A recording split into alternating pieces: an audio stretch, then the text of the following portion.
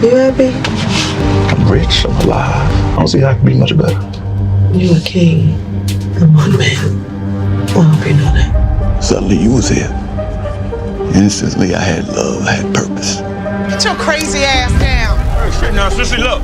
I'm just getting started up here. Jerome was never supposed to be portrayed as the villain.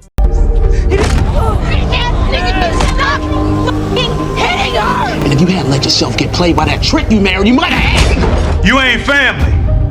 What you mean by that? You know what I mean by that? Put y'all at risk. Make the phone call. You ain't gonna do shit. But in a world where survival comes at the cost of sacrifice, I'm telling you, I'm goddamn done. I'm done selling crack. I'm done getting shot at. I'm done trying to kill my goddamn family. Even the strongest men break. Acknowledge this shit is fucking insanity. The money ain't worth this shit, Lou. Ain't nothing gonna make it right. he wasn't power-hungry like Franklin, and he wasn't ruthless like Lou. All Jerome ever wanted was love, family, and a sense of purpose. But in South Central LA, love doesn't always keep you safe, it can make you vulnerable. Shot with him. Watch him drop. Got him dead. You tell Franklin that I did this, and I ain't gonna stop till I get all what's mine. Teach your man how to squabble. This is the dark psychology behind Jerome Saint. Jerome!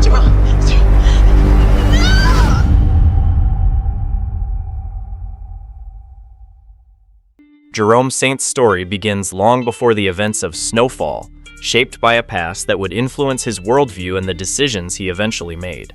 Born in Texas, Jerome grew up in a difficult environment where opportunities were limited and life rarely offered an easy path.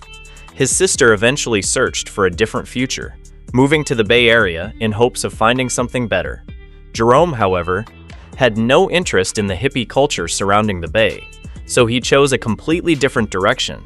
Instead of following his sister north, he made his way to South Central Los Angeles, unknowingly stepping toward a future filled with both purpose and suffering. But Jerome's arrival in Los Angeles was far from the fresh beginning he had imagined.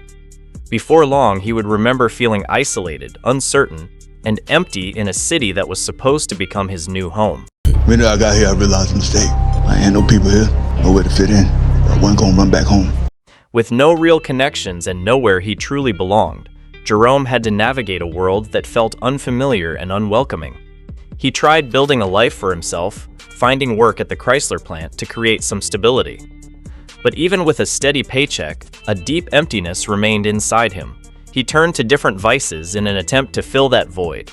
Alcohol and drugs offered temporary relief, but nothing could erase the loneliness and lack of purpose consuming him. Even women, something many men might seek for validation, failed to ease his pain. No matter what distraction he pursued, the emptiness only seemed to deepen. This struggle reflects existential despair, where people facing a lack of meaning can experience profound emptiness, sometimes pushing them toward destructive paths in search of purpose. Jerome's life changed when his sister needed him most.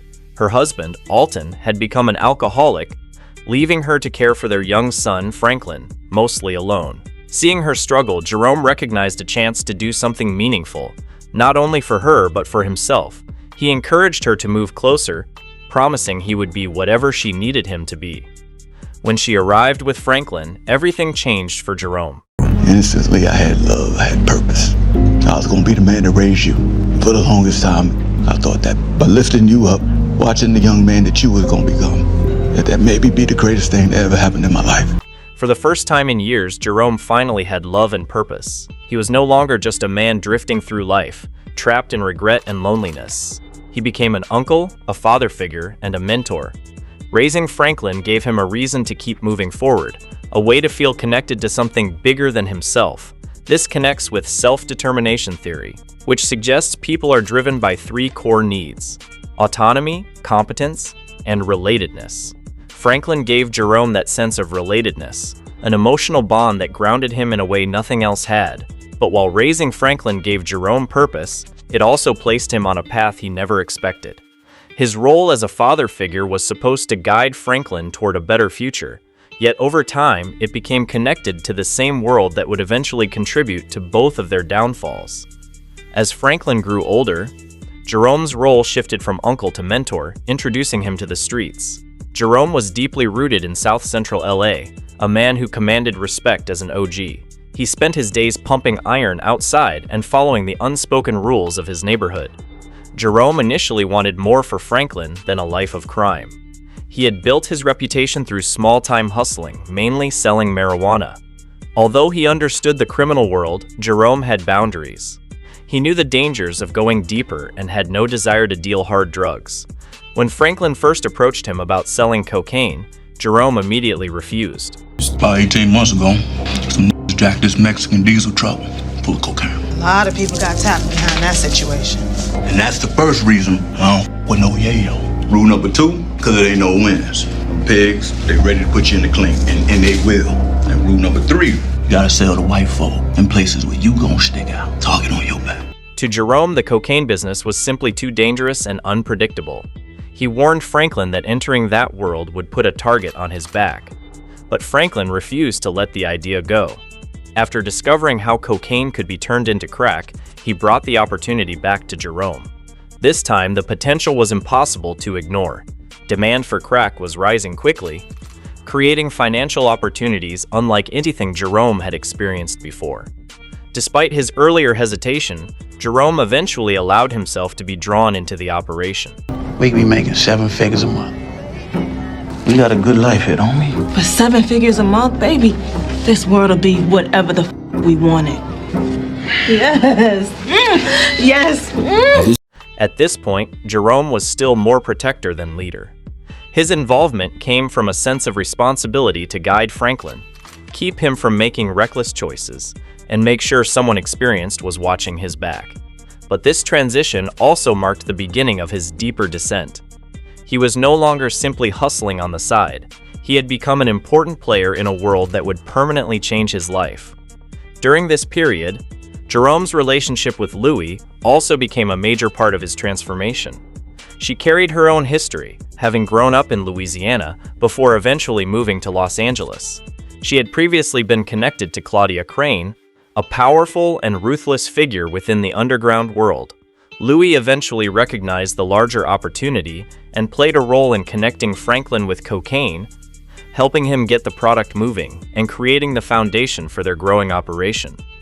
With Louie beside him and Franklin running the operation, Jerome's life began changing rapidly. The boundary between guiding Franklin and becoming fully involved in the criminal world was slowly disappearing. As the business expanded, so did the violence, the risks, and the consequences of every decision. Franklin's empire continued growing, and Jerome found himself sinking deeper into the drug trade. What had once been small-scale hustling had transformed into a much larger operation, attracting attention from law enforcement and rival crews. Jerome, once focused on protecting Franklin, was now completely immersed in the dangerous world of crack distribution. The money came quickly, and he used his earnings to open jam.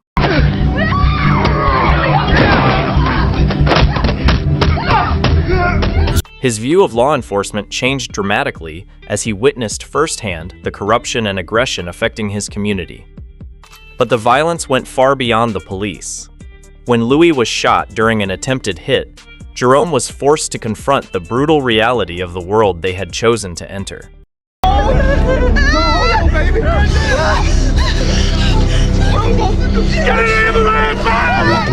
Who shot Louie as bad as you do? Okay, I do. But we gotta be smart. God invented Uzi, so you gotta be smart. Jerome eventually embraced the violence around him. The man who once hesitated to enter the cocaine business had become willing to use force to protect what he considered his. As his reputation grew, so did his willingness to take extreme measures. What started as a reluctant step into crime had now completely consumed him. He was no longer simply a protector. He had become part of the cycle of violence that defined the crack era in Los Angeles. Jerome Saint had always tried to hold on to his principles, even while living inside the violent world of South Central LA's drug trade. But the moment he pulled the trigger on Dion Head, a member of the Crips, something inside him changed. It was simply an act of survival. It became a defining moment that stripped away another piece of the man he used to be. Before that day, Jerome had tried to avoid unnecessary bloodshed. He understood the rules of the streets, but he had never crossed the line into murder. Then, inside that warehouse, with bullets flying, instinct took control. He shot Dion, watching his life fade away as the full weight of what he had done began to sink in. You alright? Think so. Shot one of them. Watched him drop. Got him in the head. At first, Jerome tried to justify what happened. Dion Head was a threat, an enemy in a war where mercy could get you killed. But taking a life left a mark on him. The guilt, the shock, and the realization that there was no going back began affecting the way he behaved. The Jerome who once lifted weights outside his home and laughed with Franklin was slowly disappearing. This became the start of a deeper conflict within his mind. He had always believed he could keep some distance from the worst parts of the drug trade, but now he had become part of the violence himself. His mind struggled to reconcile this new reality with the values he once held. Over time, that guilt began turning into something more dangerous: anger. Jerome became increasingly aggressive, using violence as a way to bury the conflict inside him. He grew quicker to respond with force and showed less hesitation when things didn't go his way. One clear example came when he brutally attacked a dealer who had failed to follow his orders, beating him relentlessly in a moment of uncontrollable rage. Trey won't know about that drop. How about you get the drop when I say you get the mother drop? How about that then? Y'all should try to be a little more respectful, because then maybe you should try to light y'all asses up. Back the up.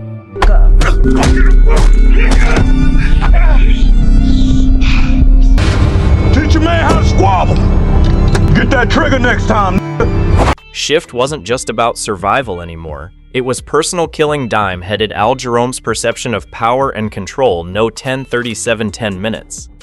37 seconds longer, just Franklin's muscle, he was becoming a feared enforcer in his own R. His moral boundaries had been shattered, and the more he embraced violence, the less remorse he seemed to feel. The 10:45:10 minutes. 45 seconds moment, Jerome killed a woman named Khadidra, another major turning point in his descent. It was clear that he had accepted his role in the cycle of bloodshed. Why the I gotta turn the other cheek?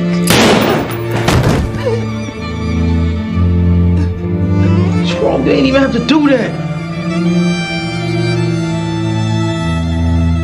Khadijah had become a serious problem, a relentless force driven by revenge after the death of her daughter. When Jerome decided to eliminate her, he convinced himself it was necessary for survival. But the decision came with a heavy psychological cost. This was the dark psychology of Jerome Saint fully taking shape. The trauma from his first killing had slowly numbed him, while the inner conflict that once troubled him was fading and being replaced by a hardened mindset that viewed violence as simply a way to get results. Yet somewhere beneath that hardened exterior, a part of him remained unsettled. The more lives he took, the further he seemed to drift from the man he once wanted to become. Jerome had originally found meaning in raising Franklin and believed he was protecting him, but the drug business eventually consumed that purpose.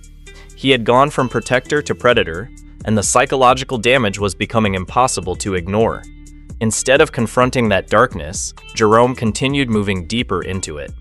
As his involvement in violence and crime increased, his relationship with Franklin also began to deteriorate. What had once been a bond built around family, loyalty, and trust slowly started falling apart as Louis, his wife and closest ally, began having greater influence over him. We've been following you a long time, Franklin. Now we want to run what's ours, our way. Unlike Jerome, Louis was always more ambitious and calculating. She never viewed herself as just another part of Franklin's empire. She wanted real influence and control. As her frustration with Franklin grew, she began creating distance between Jerome and his nephew.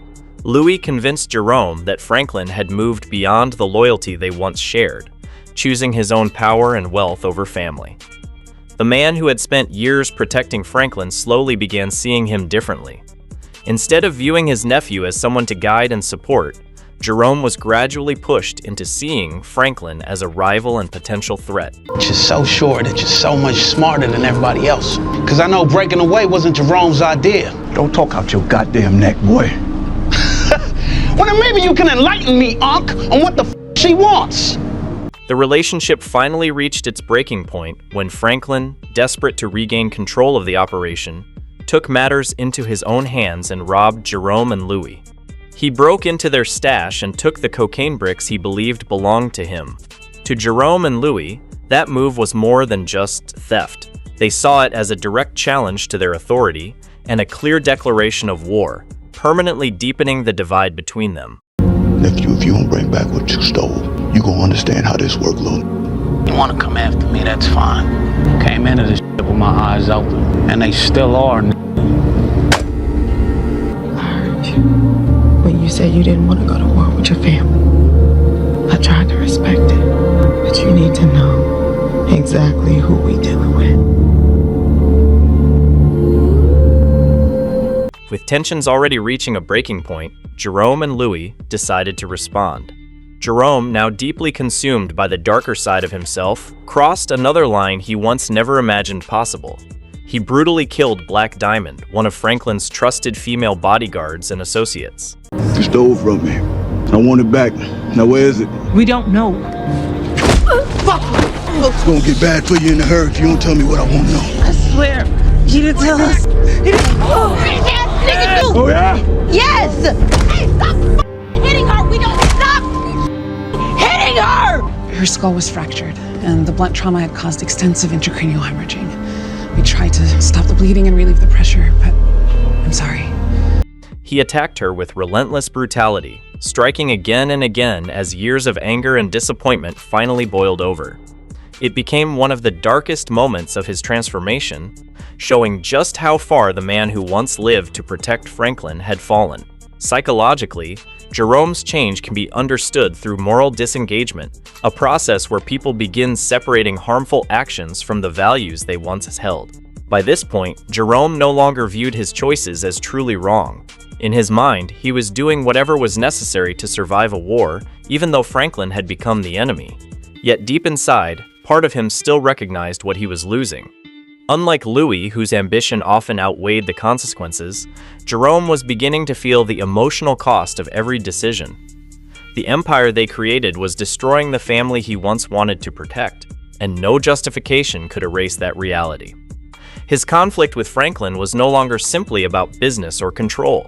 It had become deeply personal, forcing Jerome into decisions that would shape the rest of his life. By the time he understood how far he had fallen, there was little left of the future he once imagined. The life he wanted, family, purpose, and protection, instead of destruction, had been buried beneath violence, betrayal, and regret.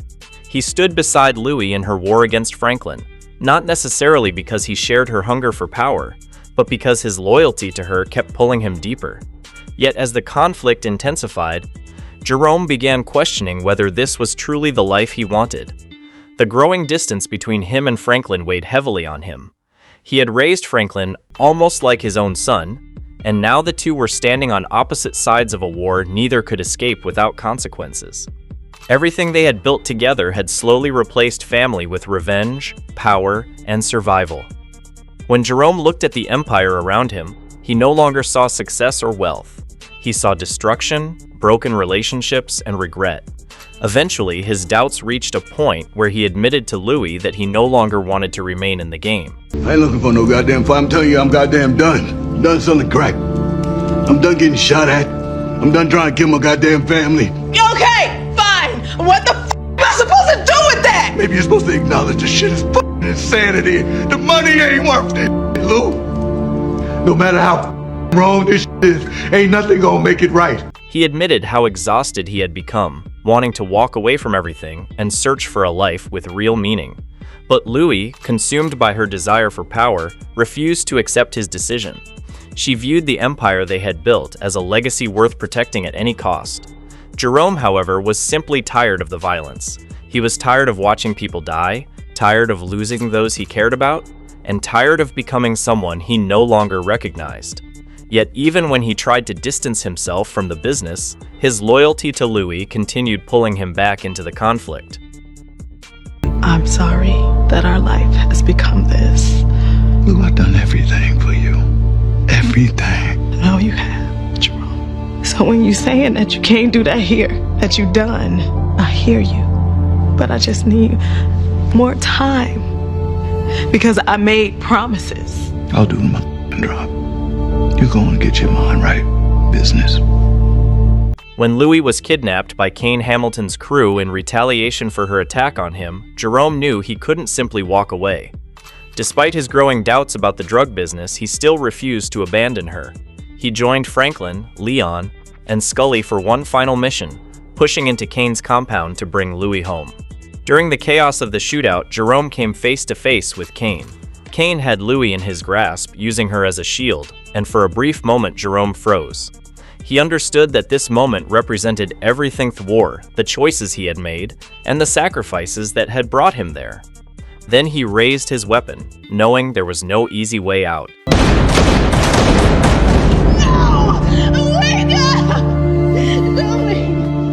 Jerome managed to take down Kane, but not before suffering fatal wounds himself. As he collapsed, bleeding heavily, he could see the devastation on Louis' face. She had spent so long chasing power and protecting the Empire, yet in the end, she had lost the one person who had always remained loyal to her. As Jerome lay dying, the weight of everything he had done finally settled in. The money, the Empire, the violence, and the sacrifices had all brought him to this moment. The man who once found meaning in raising Franklin and protecting his family had ultimately been consumed by the world he thought he could control. Jerome's death was tragic not simply because of the life he lived, but because part of him had already been lost long before that final moment. His story was ultimately one of transformation. He began as someone searching for love, purpose, and belonging, becoming a protector to his family and especially Franklin, whom he helped raise like a son. But the world he entered offered no easy way to protect others without becoming corrupted himself. Every compromise pushed him deeper into the violence that would eventually destroy him. At his core, Jerome was never as ruthless as many of the other players around him. His decisions were usually driven by loyalty, responsibility, and survival rather than pure greed. Yet the longer he remained in the game, the more the pressure changed him into the very person he once feared becoming. His psychological decline can be understood through several different ideas. One of the clearest is cognitive dissonance. Early on, Jerome tried to separate his personal values from the criminal world surrounding him. He convinced himself that what he was doing was necessary to protect the people he loved. But every violent act weakened that separation. The conflict between who he believed he was and who he was becoming forced him to suppress his guilt, eventually producing greater aggression and emotional detachment. Another important concept is role engulfment, where a person becomes so deeply absorbed in a role that it begins to replace their original identity. Jerome never truly wanted to become a kingpin or a killer. Yet Franklin and Louis gradually pulled him deeper into the business until the role became impossible to separate from who he was. The longer he stayed, the harder it became to imagine a life outside of it. His relationship with Louis also revealed the dangers of codependency under extreme pressure. Louis saw the drug empire as a path toward power and independence, while Jerome wanted something much simpler. He wanted peace, family, and a way out. But his love and loyalty toward her kept him connected to a life he had already grown tired of. Even when he tried to leave, his sense of duty pulled him back. Eventually, Jerome reached what can be understood as learned helplessness. As the conflict with Franklin intensified and the violence continued, he began losing faith that escape was possible. His decision to enter Kane Hamilton's compound was therefore more than an attempt to rescue Louis. It was also an acceptance of the path his life had taken. In that sense, his final act carried both courage and surrender. Jerome Saint's life was defined by a cruel irony. The qualities that made him a protector, his loyalty, love, strength, and sense of responsibility were ultimately the same qualities that contributed to his destruction. He wanted to shield his family from the dangers around them, yet those very dangers eventually consumed him. Jerome was neither a simple villain nor a perfect hero. He was a man searching for purpose in an impossible environment, and in the end, he was consumed by the same forces he once believed he could control.